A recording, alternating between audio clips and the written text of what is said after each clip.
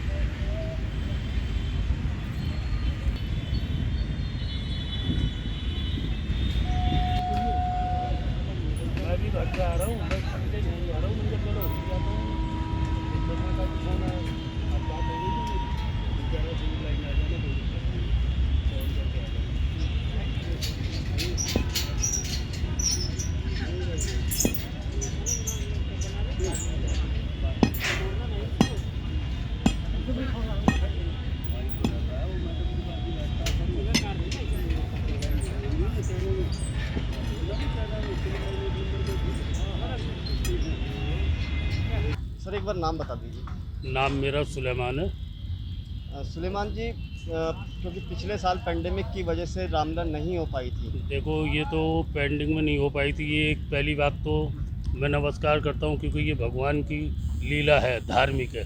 ये तो रुकना भी नहीं चाहिए। और दूसरा, इससे काफ़ी लोग जुड़े हुए हैं, जिनकी रोजी रोटी कई सालों से लोग भूखे मर रहे हैं। ये तो होना चाहिए।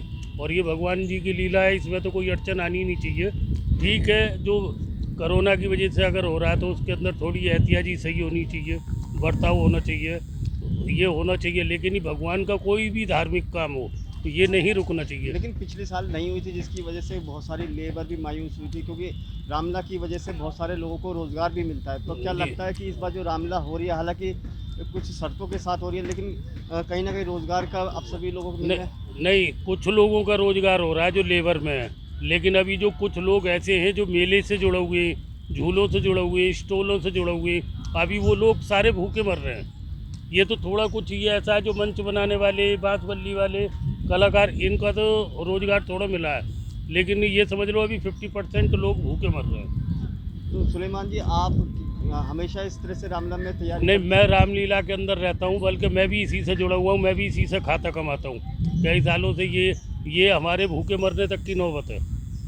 कितना इंतजार रहता है आप लोगों को? हमें पूरे साल में कम से कम इतना इंतज़ार होता है कब कब लीला आएगी और कब हम बैठे। जैसे खाने के लिए लोग बैठ जाते हैं, कब मुंह के अंदर खाना जाएगा, कब पेट में जाएगा, हम तो इंतज़ार में रहते हैं। इस बारे के अंदर मैं तो यही कहूँगा कि ये नहीं रुकना चाहिए, ये होना चाहिए। और काफ़ी लोगों का भला होना चाहिए और ऊपर वाले का नाम लेना चाहिए, क्योंकि ये तो ऊपर वाले की लीला है, श्री राम की लीला है ये। इससे तो कोरोना तो खुद ही भागना है डर के, इससे बीमारी का कोई मतलब नहीं होता। दूसरा, ठीक है, देखो बीमारी चलती है, हम लोगों की हिफाजत के लिए थोड़ी एहतियाती सैनिटाइज़र या मास्क ये वो सब कुछ लगा लेना चाहिए, और एहतियाती है हमारे लिए। लेकिन मेरे को ये बहुत खुशी हुई कि इस बार ये हुई, कुछ लोगों का खाने का, भोजन का इंतज़ाम हुआ, खाने कमाने का हुआ। लेकिन ये सब लोगों का होना चाहिए जो इससे जुड़े हुए लोग साल से साल। धन्यवाद। सर इस बार क्योंकि रामलीला को लेकर काफ़ी असमंजस की स्थिति बनी हुई थी, लेकिन आखिरकार ये फैसला हुआ है कि इस बार रामलीला होंगे, क्योंकि इतना कम समय बचा है और उसके पीछे तैयारी भी काफ़ी करनी होती है। तो क्या तैयारी की जा रही है आपकी तरफ से, और क्या दिल्ली में एकमात्र ऐसी रामलीला है जो इस बार होने जा रही है? लव कुश रामलीला तो 6 तारीख से होने ही जा रही है, उसमें तो कोई दो राय नहीं है। और कम समय मिला है, लेकिन कम समय में हमने अपनी तैयारियां पूरी कर ली हैं। और लव कुश रामलीला जिस तरह से भव्यतम रामलीला होती थी वैसी ही होगी। सर क्योंकि गाइडलाइंस है कोरोना प्रोटोकॉल को लेकर, किस तरह से कोरोना प्रोटोकॉल का पालन किया जाएगा जब पहली नवरात्रि से रामलीला का मंचन किया जाएगा, उस पहले दिन आखिर क्या वहाँ पर? सिटिंग अरेंजमेंट कोरोना प्रोटोकॉल के हिसाब से ही वहाँ लगाया जा रहा है, और सारी चीज़ें कोरोना प्रोटोकॉल के हिसाब से ही होगी। और 2 गज की दूरी के हिसाब से सिटिंग अरेंजमेंट किया जा रहा है। सब कुछ वैसे ही होगा जो कोरोना के लिए होना रिक्वायर्ड है। बाड़े के अंदर प्रवेश की बात है तो कितने को भी एक पास, प्रवेश का गेट होगा, एक निकलने का होगा। कितने लोगों को अनुमति दी जाएगी? जितनों के लिए सरकार ने कहा है उतनों को ही दी जाएगी। अगर हम बात करें क्योंकि 6 तारीख से पहले नवरात्रि से, तो पहले दिन की क्या तैयारी की जा रही है आपकी तरफ से? पूरी तैयारी हम लोग रामलीला पूरी तरह से करेंगे। गणेश पूजन के साथ क्या पहले दिन का दृश्य क्या रहेगा वहाँ पर? गणेश पूजन होगा, शिव विवाह होगा, अ, और वो जो है पृथ्वी माता पुकार करेगी तो विष्णु जी फिर अवतार लेने की घोषणा करेंगे। वहाँ तक की पूरी रामलीला उसमें दिखाई जाएगी। तो सर एक सवाल है, क्योंकि रामलव का तो मंचन है, क्या इस बार रामलव के मंचन के साथ साथ जैसे बाड़े में जो स्टॉल लगते थे, क्या उसकी अनुमति है? नहीं, वो नहीं लगा रहे। इस बार वो नहीं है, तो खाली लोग आएंगे और रामलला का आनंद उठा सकते हैं। तो कितने बजे से सही कितने है। बजे तक? 6 से 12। 6 से 12 रोज रामलला का मंचन।